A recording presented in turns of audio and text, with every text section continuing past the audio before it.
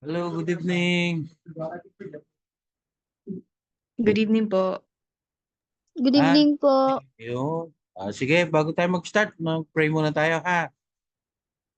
Let's pray. Lord Heavenly Father, thank you po for this evening. Lord, kami po ay lumalapit sa inyo upang mag-aral ng iyong salita, Panginoon. Nawa po ay gabayan nyo kami tonight that maintindihan po namin ang inyong gustong ituro sa amin, Panginoon. Dear Lord, muli, gabayan nyo kami at maraming maraming pong salamat for this opportunity na kami po ay makapag-aral ng iyong salita. In Jesus' name we pray. Amen. So, last week, ano tayo, di ba? Nagkaroon tayo ng sinner's prayer. Naintindihan natin kung ano ba yung mga problema ng tao, no? Yung penalty ng sin, yung universality ng sin, tapos yung hell, yung heaven, and then yung judgment ng ating Panginoon, and then ano ba yung payment, yung kabayaran ng sin. Okay? And then, after that, we came to know na ang payment ng sin is death, which is hell, no? And then, after that, we came to know that there is a good news that there is somebody who can save us from death and hell, and that is the man Jesus Christ, which in-accept natin siya last week as our Lord and Savior. Okay? So, nakita natin yung dalawang side ng yung repentance at saka yung belief. Okay? Then we accepted the Lord Jesus Christ sa ating buhay. Ngayon, if you sincerely believe doon sa kay Jesus Christ, pinatawad na niya kayo. Pinatawad niya yung yung mga kasalanan, yung past, yung present, saka yung future sins mo. At ang pinaka maganda ron is He gave you eternal life. So yun yung nakuha natin, di ba?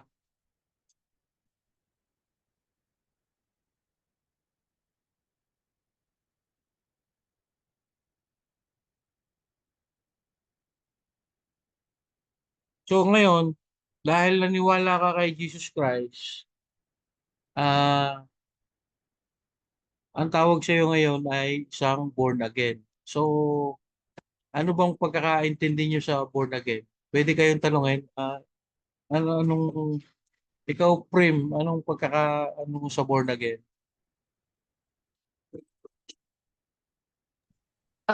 Yung idea ko lang po rebaptized po.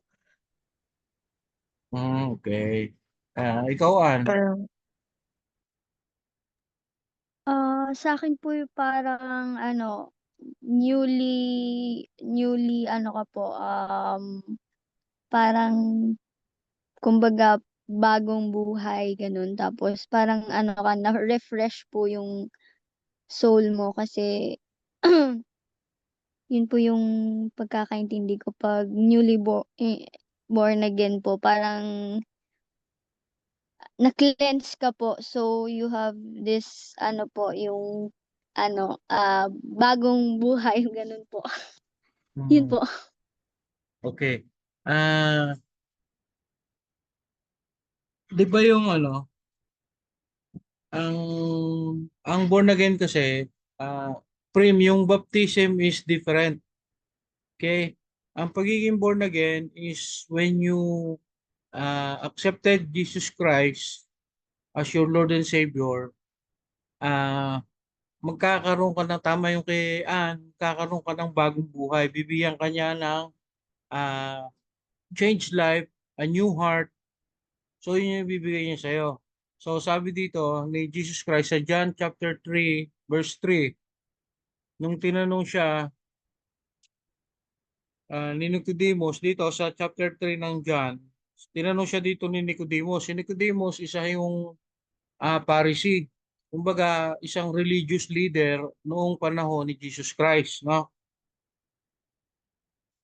Tinanong siya nung gabi, nagpunta siya, basahin ko ha, the same came to Jesus by night and said unto him, Rabbi, ang Rabbi, ibig sabihin, teacher, we know that thou art a teacher come from God, for no man can do these miracles, yung mga ginagawa niya miracle, no? That thou doest, except God be with them, with him.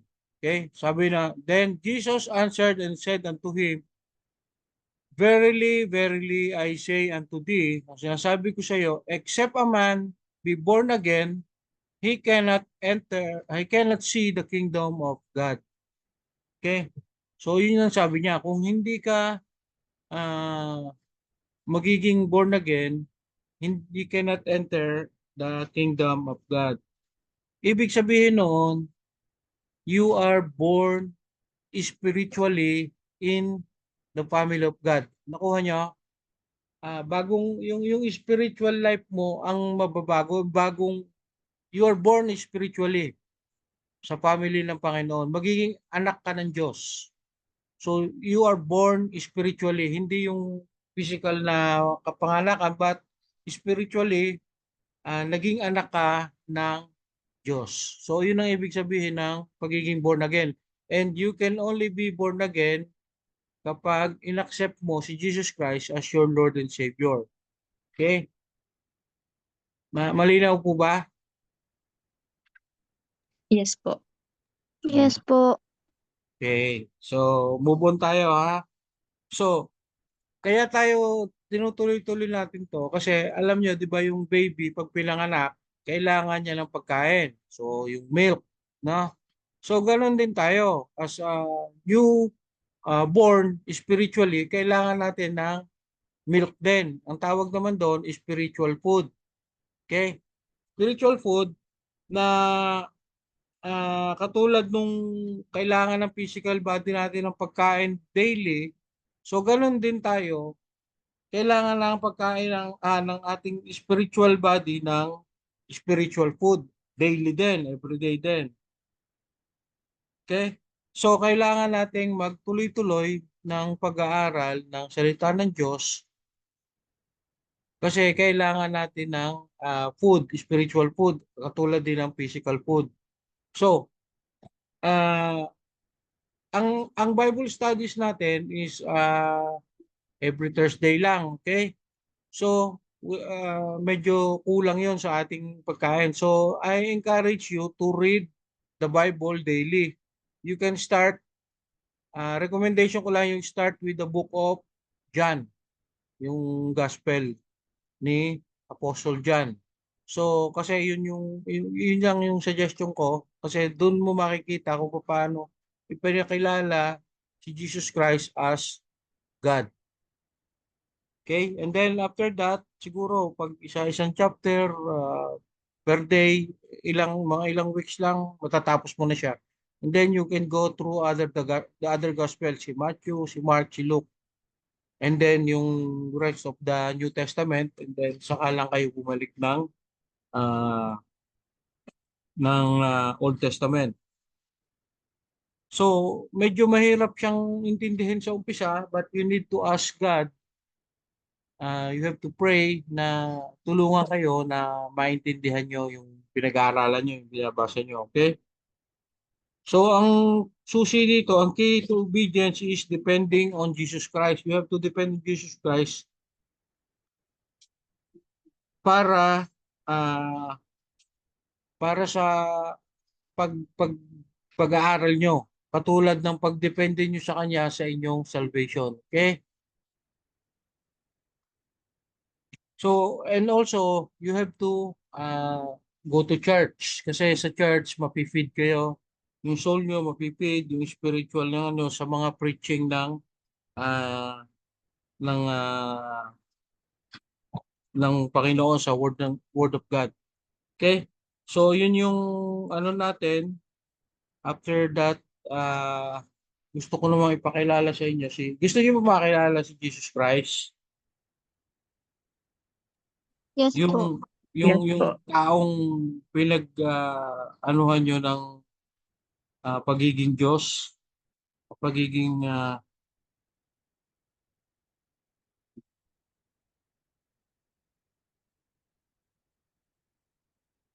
Alam niyo ba si Jesus Christ sa John chapter 21-25, babasa ko kay Jerlyn.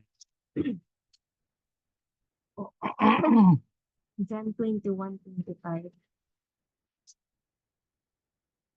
John 21:25, and there are also many other things which Jesus did, that which, if they should be written, everyone, I suppose that even the word itself could not certain the books that should be written.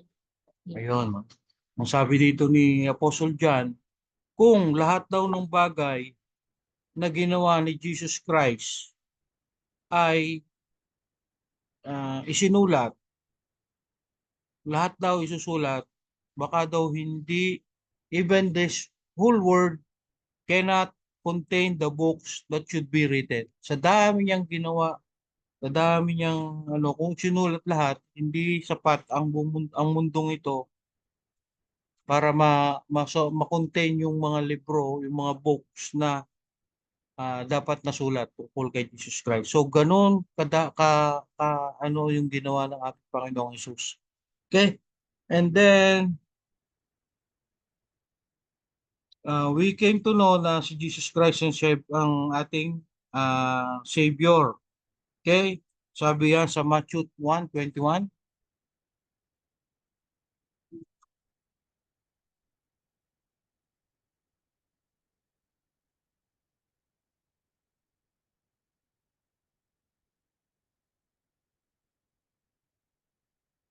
Matthew 1:21, ang sabi diyan.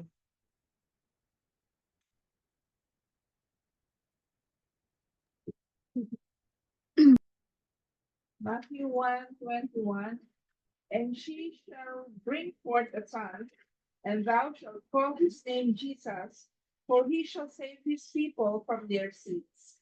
Yun. Ang sabi, and she will give birth to a son, and you shall call his name Jesus Christ, Jesus, for he will save the people from their sins.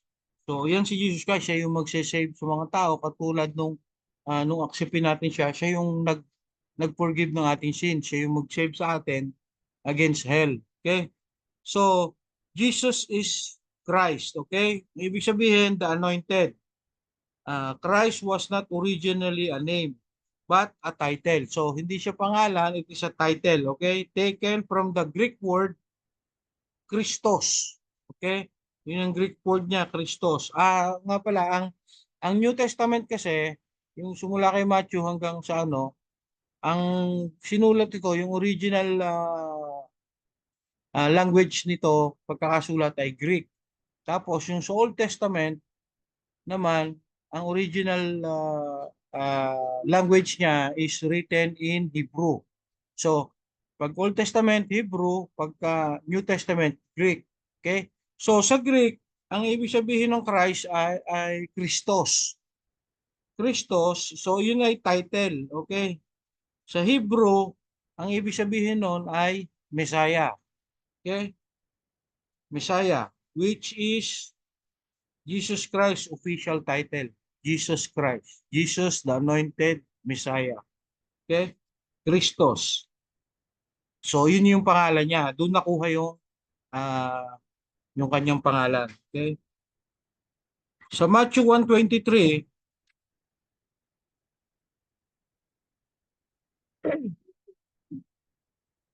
Matthew 1:23, behold, a virgin shall be with child, and shall bring forth a son, and they shall call his name Emmanuel, which being interpreted is God with us. okay. So, ang sabi diyan, she will bring forth a son, and they will call him Emmanuel. Ang ibig sabihin daw ng Emmanuel is God with us. Okay? God with us. So, nung ianak si Jesus Christ, nakasama na natin ang Diyos. Okay? God with us. Malinaw ba? Nakuha nyo? Yes po. Okay. Nagno-notes ba kayo? Yes Mag-notes po. kayo. Mag-notes kayo para maano natin. So, yun si Jesus Christ, ha? Yun yung isa. Ngayon, ano ba yung mga impact niya, ano ba yung impact niya sa history, sa human history, sa buhay ng mga tao. Okay? Sa human history, marami na tayong nakitang mga great kings, mga philosophers, mga religious leaders, pero walang nakaapekto sa history at sa people's lives as much as a person called Jesus Christ. Siya yung yung buhay niya is yun yung pinaka-influential, yun yung napaka malaki ang naging epekto sa buhay ng tao. Unang-una, si Jesus Christ hindi naman siya nag-travel, okay? Hindi rin siya nagsulat ng libro or hindi rin siya namuno sa mga giyera. Okay? Pero yung iba, ang tingin sa kanya, anak lang siya ng isang ordinaryong tao na isang karpentero nga na mahirap ang pinagmulan, anak na isang karpentero from Nazareth. Okay? So yun yung tingin sa kanya ng mga tao. But yung influensya niya sa buong mundo, milyon-milyon tao. So nag-start siya ng kanyang ministry, may dalawa siyang apostoles. Okay? 12 apostoles. And he started that ministry with 12 disciples and he impacted millions of lives, including mga intellectuals, kahit yung mga prostitutes, criminals, mga tax collectors, ang daming yung naapektuhang buhay dahil sa kanya. Okay? Nagbago ang buhay dahil sa kanya. So, kasi yung good news of Jesus Christ is so relevant and revolutionary that millions of lives are being impacted hanggang ngayon, even today. Okay? Everything about him is extraordinary. Okay? Pag-aaralan natin lahat yan. Yung kanyang birth, alam natin he is born in a virgin. Okay? Yung kanyang buhay na he lived 33 years in the world na hindi siya nagkasala, na never sin. Okay? Tapos yung kanyang mga teachings, yung kanyang katuruan. Okay? And then, yung kanyang kamatayan, yung death niya. Okay? Yung death niya sa cross. Tapos, nung inilibing siya, patunay na siya ay talagang namatay. And then, yung his resurrection. Kung paano siya nabuhay mag-uli. Okay? Kasi yun din ang mangyayari sa atin. Our physical body will die, then ililibing tayo, and then we will be resurrected. Mabubuhay tayo mag-uli para maging kasama ng ating Panginoon Diyos sa langit. So the same thing. Ito pinaka-importante kasi is yung mga sumasamba sa mga idols nila, no, kagaya ni Muhammad, yung mga sa Muslim si Muhammad. Si Muhammad ano kasi patay na. Hindi mo siya nabuhay uli. Tapos si Buddha, patay na rin yon. Si Confucius, patay na rin. Sino pa ba? Sabi nga, meron ako napanood na isang article nun ba yan? May napanood akong isang sabi niya, let's say naglalakad ka raw sa kalsada and then may crossing, may magkasangang daan. Okay? Gusto magkasangan ng daan na yun, yung isa, patay, nandun. Yung sa kasangan niya, buhay. Kanino ka magtatanong? Hindi ba sa buhay? So, doon ka, sa daan na yun, papunta sa buhay na Diyos. And Jesus Christ, He died and He was resurrected. Nabuhay siya uli. So, doon tayo, doon sa Diyos na buhay, di ba? Hindi doon sa Diyos na patay. Okay? So, yun ang mangyayari sa atin kapag tayo ay sumunod at isinuko natin yung buhay natin sa Panginoong Jesus. Okay? So, yun nga.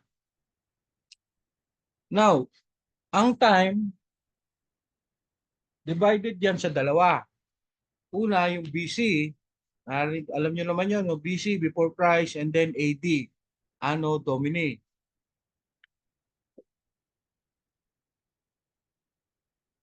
Kadalasan, yung AD, ang sabi, after death, Jesus Christ. So, yun. Just imagine the calendar, no? Even the Muslims, kahit yung ano, binebase nila yung taon, yung year ng ano, kagaya 2024. Ang bilang ng taon na yan, nag-start yan nung mabuhay si Jesus Christ. Okay, doon yung nag-umpisa, yung bilang. And then, pabalik naman yung isa, BC, before Christ. Okay? So, isipin nyo kung gaano yung impact niya sa mundo, di ba? Nag-umpisa yung bilang ng time, ng taon sa kanya. Nung mamatay siya. Doon nag-umpisa. Yan, isa yung pinaka-importante, napaka-impact niya, impactful. Bakit hindi kay Muhammad nag-umpisa? Bakit hindi kay ano? Bakit kay Jesus Christ? Because Jesus Christ is God. He created everything. So, doon nag-umpisa yung bilang ng time. So, ngayon, 24 years ago, namatay si Jesus Christ para sa kasalanan nating lahat. Napakadaling bilangin, no? 2024. 2,000 years ago. Namatay ang ating Panginoong Hesus for us para tubusin tayo ng ating mga kasalanan. Okay? Malinaw po?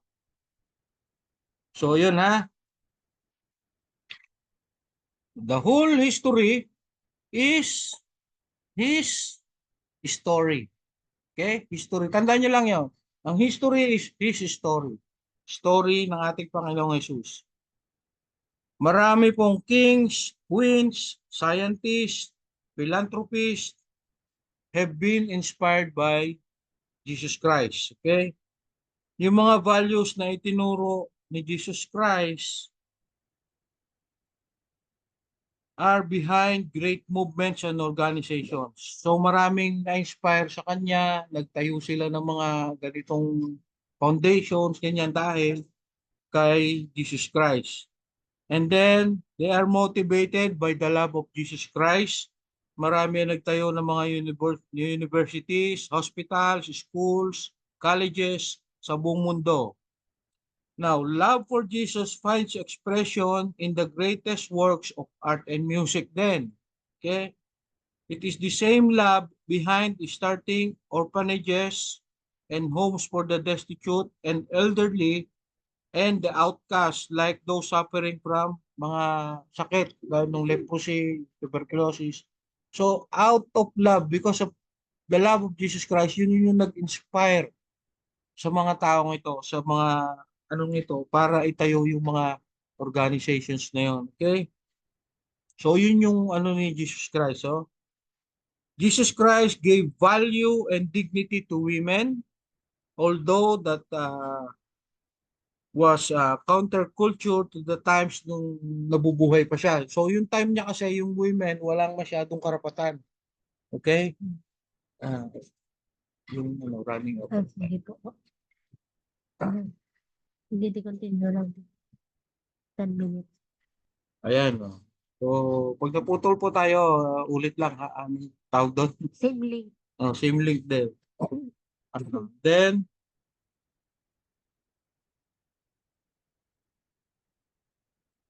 yung ding mga values na pumumuhay ni Jesus Christ, yung tinuro niya, dito rin nag-umpisa yung mga law, yung mga batas na pinatutupad sa ating justice system.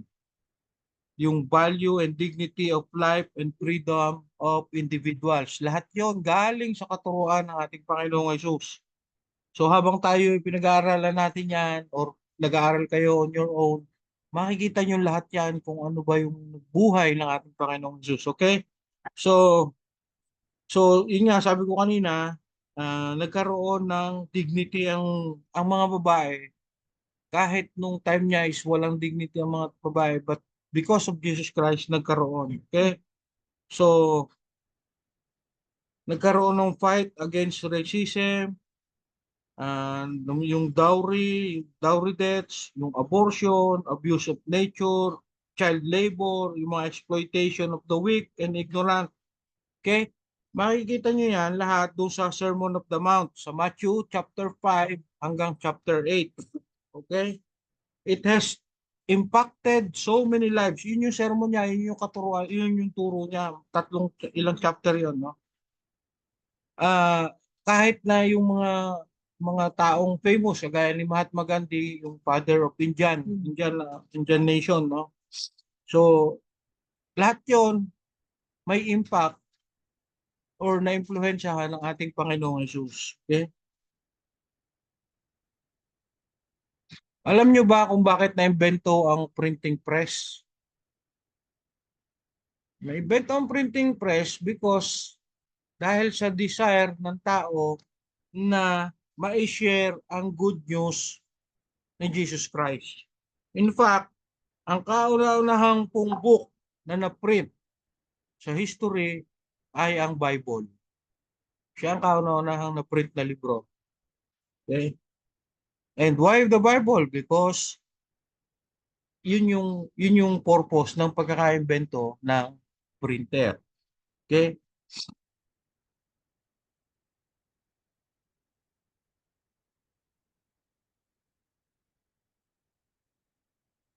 Tapos maraming nag-aral ng mga language.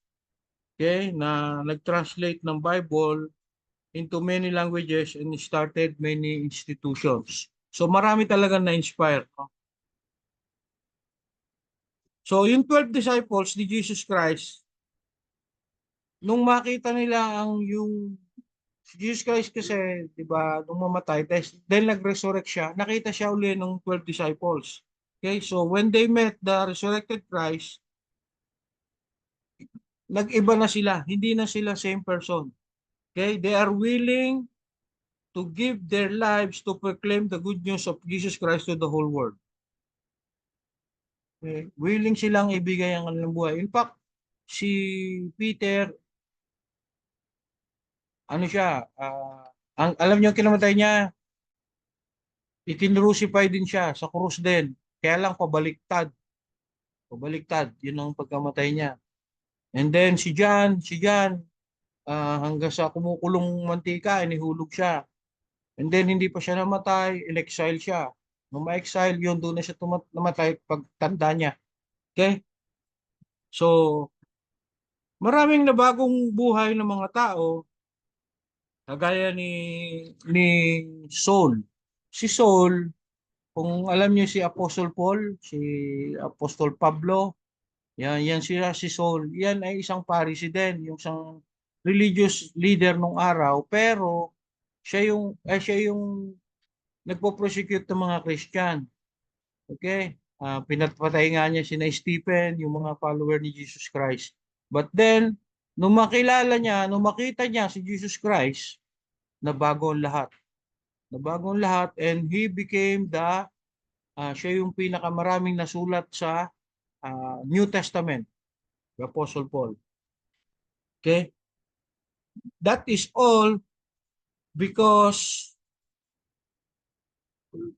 of Jesus Christ. He took the gospel of Jesus Christ, si Apostle Paul, dinala niya ang gospel ng Jesus Christ sa Jews, sa non-Jews, hanggang sa mga ruler ng Roman Empire noong time na yon. Dinala niya yon. At hanggang ngayon, pinag-aaralan natin, nababasa natin yung gospel na sinulat ni Apostle Paul. Okay? So napakarami pang mga tao, mga famous na tao sa mundo na hanggang ngayon is nabago ang buhay, sumusulat ng mga libro para sa maintindihan natin kung ano ba yung mga ginagawa ni Jesus Christ. Sabi nga nung una nating binasa kanina, this world cannot contain all the books that should be written kung isinulat lahat ng ginawa ng ating Panginoong Hesus. Okay? So, but we have the Bible which is already complete. Lahat ng kailangan mong malaman, lahat ng life application, lahat ng ano sa buhay ng tao kung bakit nangyayari ito, kung bakit gano'n, bakit yung iba'y gano'n, bakit ako hindi. Yung mga tanong natin lahat ay kayang sagutin ng Biblia. Okay? So, tuloy natin. Napakaraming binagong buhay ng mga tao. No? There are stories of hardcore criminals in prison, mga kriminal sa nakakulong na nabago ang buhay dahil sa gospel ni Jesus Christ. Napakaraming pamilya po ang halos masira na, but because of Jesus Christ, yung anger nila, yung bitterness nila is nawala. Okay, nagkaroon sila ng kapatawaran sa bawat isa. They learn to forgive and accept each other. Okay, mayroon mga taong halos andyan na magsusuicide na, papakamatay na, but because of Jesus Christ, nagkaroon sila ng hope. Okay? And then marami ding mga drug addicts, mga ang nabago ang buhay dahil kay Jesus Christ. Okay? So, the life and teaching of Jesus continues to impact millions of lives hanggang ngayon. Okay? The significance of his ministry is not in improving the social, moral, economical, and political condition of humankind. It is primarily to bring about change in the hearts, sa puso, at buhay ng tao who are sinners and have rebelled against God. So yun yung binabago niya, yung puso ng tao, yung buhay ng tao. Okay? Nung una, nalaman natin na wala pala tayong, na lahat ng tao ay may kasalanan. For all have sinned and come short of the glory of God. But because of what Jesus Christ did in the cross of Calvary, binago niya yung puso, binabago niya yung buhay ng tao. Napakaraming tao, milyong tao na ang nakaranas ng kabutihan ng ating Panginoong Jesus. And napakaswerte natin kasi kabilang tayo sa mga tao na ang buhay ay binabago ng ating Panginoong Jesus. Okay? Ganun lang ako. Malinaw ba?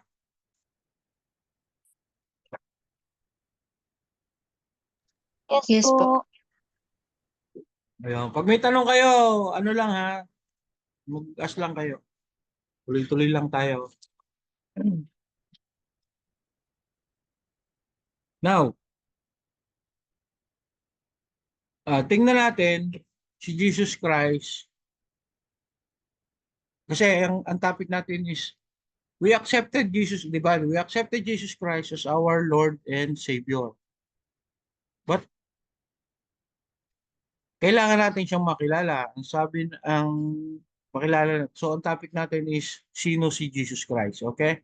Ngayon, pag-aralan natin, sino ba si Jesus Christ bago siya ianak? Bago siya pumunta sa mundo, bago siya ianak dito sa mundo. Okay? Sino ba siya?